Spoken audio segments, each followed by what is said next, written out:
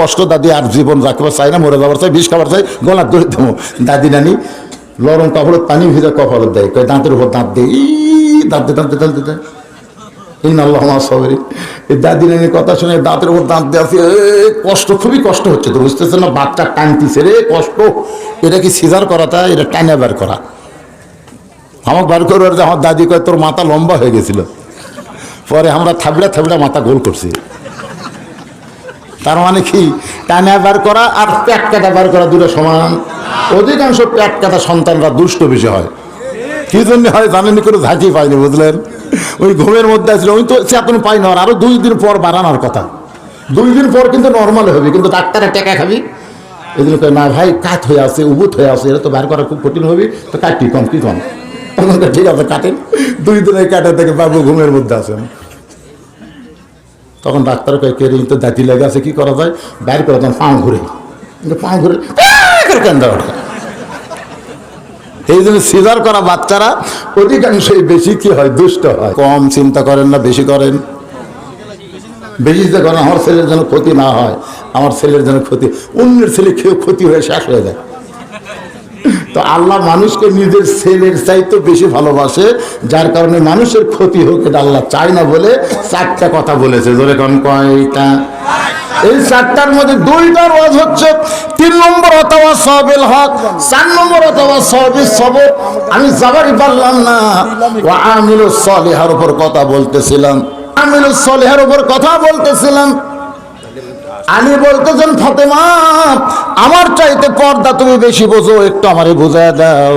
ফাতেমা বলতে স্বামী গো, যে কয়টা মেয়ে দরজায় দাঁড়িয়ে আছে আপনি কি তাদের চেনেন? যে কয়টা মেয়ে আমার সঙ্গে দেখা করবে আপনি কি তাদের চেনেন? আপনারা বলেন তো, এই প্রশ্নের মধ্যে মারিফত আছে না নাই? মারিফত মানে কি? গোপন। আরাফা, আরাফা থেকে মারিফত। আরাফা নাম কেন হয়েছে? 350 বছর 2 জন 2 জায়গা ছিল। আরাফার ময়দানে আদম হওয়া একত্র হলো। বান্দা যখন আল্লাহর সঙ্গে নিজের অস্তিত্ব বিলীন করে আল্লাহর মহব্বত করে যায় পাই, এরই নাম হলো মারিফত। সুবহানাল্লাহ। মারিফত মানে পরিচিতি লাভ করা। আমি যে আল্লাহর ইবাদত করি, সে আল্লাহর ইবাদতের পরিচয় আমার কাছে চলে আসার নাম হলো মারিফত, ইলমে মারিফত। আর এখানে বললেন না গোপন, গোপন হচ্ছে ইলমে বাতিন। ইলমে বাতিন হলো গোপন ইলম। আর মারিফত মানে প্রকাশ্য হয়ে যাওয়া, পরিচিতি লাভ করা। এই যে কোরআন শরীফ, এটা হলো শরীয়ত। আর কোরআনের মারিফত হলো বাংলাদেশের মুসলমান যখন কোরআন অনুযায়ী চলবার পারবে, তখন কোরআনের মারিফত বুঝবার পারবে। জোরে কর কথা, ঠিক কিনা? ফাতেমা প্রশ্ন করতেছে, দরজায় যে কয়টা মেয়ে আছে আপনি কি তাদের চিনেন?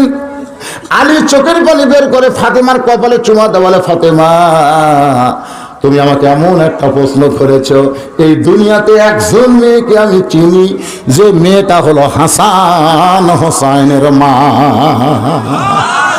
এই একটা ছাড়া আমি কাউকে চিনি না।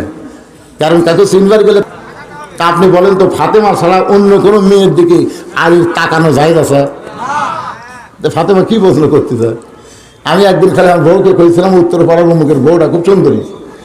এই কথা কওয়া মাত্র বউ আমার কাছ থেকে 3 হাত সরে গেছে। আমি বললাম কে কি হলো? তা আপনি আবার লুচ্চা কবে হলেন? আমি কিন্তু মারিফত বুঝতে পারিনি। আমি বললাম কি কইলে? তা আপনি একটা হুজুর হয়ে পরের বইয়ের দিকে তাকান কেমন? ওর বউ সুন্দরী, আপনি কেমনি দেখলেন?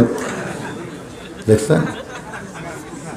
ফাতেমা দেখেন কি কথা বলছে, আর আলী কি উত্তর দেয়, খালি তুমি ছাড়া আমি কাউকে চিনি না। সঙ্গে সঙ্গে ফাতেমা স্বামীর কপালে চুমা দিয়ে বলে, স্বামী গো, যে কয়টা মেয়ে আমার সঙ্গে দেখা করবে, এদের মধ্যে একটা মেয়ে যদি বেপর্দা থাকে আর একটা বেপর্দা মেয়ে যদি সরাসরি ফাতেমাকে দেখতে পায়, তাহলে ফাতেমার চেহারার কথা, চোখের কথা, মুখের কথা পরপুরুষের সামনে যদি বয়ান করে, তাহলে ফাতেমা পর্দার মধ্যে থেকে লাভ কি হলো? ফাতেমা তো কারো মাধ্যমে পর্দার খেলাপ করে দিল। ওগো স্বামী, আমার পর্দাকে এত গ্রহণ করেছি, পুরুষ নয়, মেয়েদের সঙ্গে কথা বলবার গেলে আমি সরাসরি বলবো না, পর্দার ভিতর থেকে বলতে চাই।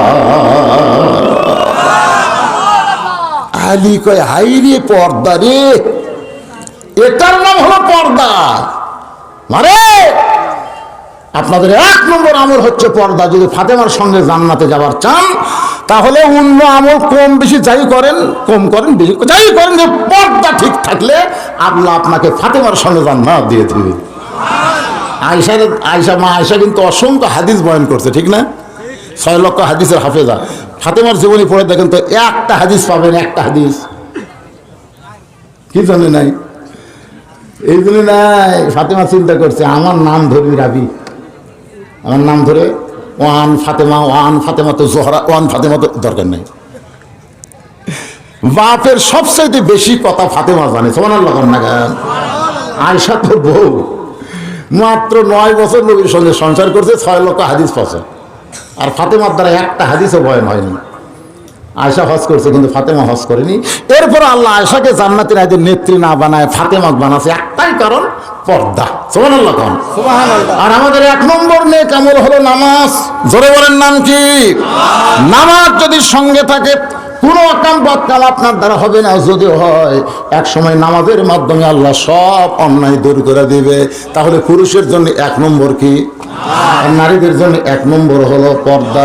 এই 2টা আমলের ওয়াজ করার পরে 3 নম্বর অতাওয়াসাউ বিল হক। হক কথা বলতে হবে। হক কথা বলতে গেলে নানা রকম বিপদ আপদ মুসিবত আসবে। আল্লাহ বলেছেন ওয়ালা নাবলুওয়ান্নাকুম বিশাইইন মিনাল খাউফি ওয়াল জুই ওয়া নাকসিন মিনাল আমওয়ালি ওয়াল আনফুসি ওয়াস সামারাতি ওয়া বাশশিরিস সাবিরিন। অতাওয়াসাউ বিস সবর, খুব খেয়াল করবেন। কোনোদিনও বাচ্চা হয়নি, এবার মায়ের প্রথম বাচ্চা হবে। প্রসব বেদনা কি পাশে কোনোদিন? প্রসব বেদনা যখন শুরু হয়ে গেল, এই নাভির নিচ থেকে বুকের দিকে ওঠে, শোনেন, এই নিচের থেকে কলজার দিকে আসে, মরো বিষ খাবো, এই জীবন রাখবো না। দাদি নানি দৌড়ে এসে দরজা বন্ধ করে দেয়। দাদি নানি কয় কিসের মরবো রে, কিসের মরবো? কয় এত কষ্ট দাদি, আর জীবন রাখতে চাই না, মরে যাবার চাই, বিষ খাবার চাই, গলা ধরে দেবো।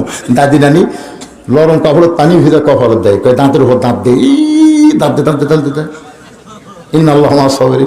এই দাদি নানির কথা শুনে দাঁতের উপর দাঁত দেওয়া, কষ্ট, খুবই কষ্ট হচ্ছে। তো বুঝতেছে না, বাচ্চা টানতিছে রে, কষ্ট। এটা কি সিজার করাটা, এটা টাইনা বার করা।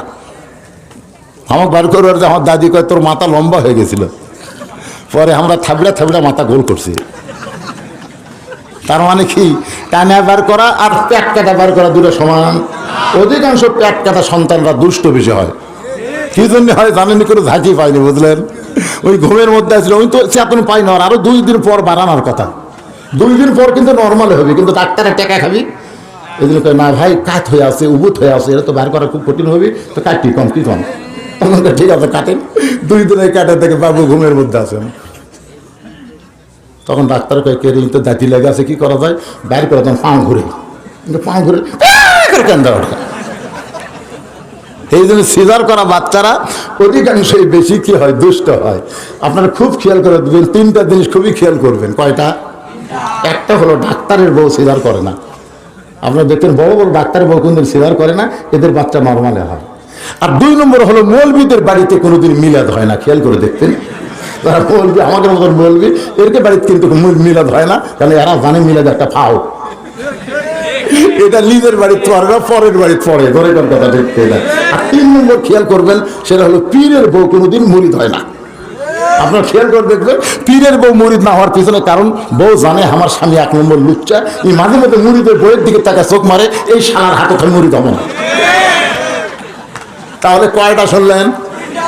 এটা কিন্তু একটা অরিজিনাল হক কথা। অতাওয়াসাউ বিল হক। কি হক? অতাওয়াসাউ বিল হক। বুঝতে পারছেন? 1 নম্বর ডাক্তারের বউ কি হয় না, সিজার করে না। 2 নম্বর মৌলবীর বাড়িতে মিলাদ হয় না। 3 নম্বর পীরের বউ মুরিদ হয় না। কান্না উঠছে, সঙ্গে সঙ্গে মা বেহুশ হয়ে গেছে। বাচ্চারে গোসল করায়া, বাচ্চারে গোসল করানোর পরে ওই মায়ের বুকে যখন দেয়, বাচ্চার পরশে মা কিন্তু হুঁশ ফিরে পায়। বাচ্চাকে বুকের মধ্যে নিয়ে চুমুক দিচ্ছে, আদর দিচ্ছে। এমন সময় দাদি নানি বলতেছে, তুই না গলার দড়ি দেবার চাইলি, তুই বিষ খাবার চাইলি, এরই জন্য 1 লাত্তি মারা ফেলা দে, এক বুকের মধ্যে দিস না। মা চাপা ধরে বলে, দাদি গো, কষ্টের পরে এত শান্তি হবে আমি আগে বুঝতে পারিনি। এই রত্নকে আমি বুকের মধ্যে রাখবো, এর কোনোদিন ফেলে দিবার পারবো না। আজকে বাংলাদেশে যারা কোরআনের দল করে, ইসলামী আন্দোলন করে, এই দুনিয়াতে শুধু কোরআনের ওয়াজ করবে না, কোরআনের সমাজ কায়েম করতে চায়, তাদের জন্য প্রসব বেদনার মতন কষ্ট হবে, জেল হবে, রিমান্ড হবে, চোর ডাকাতেরা বাহিরে ঘুরবে, আর তাদেরকে হ্যান্ডক্যাপ লাগায় জেলের মধ্যে ঢুকবে। ধরে কোন কথা ঠিক না?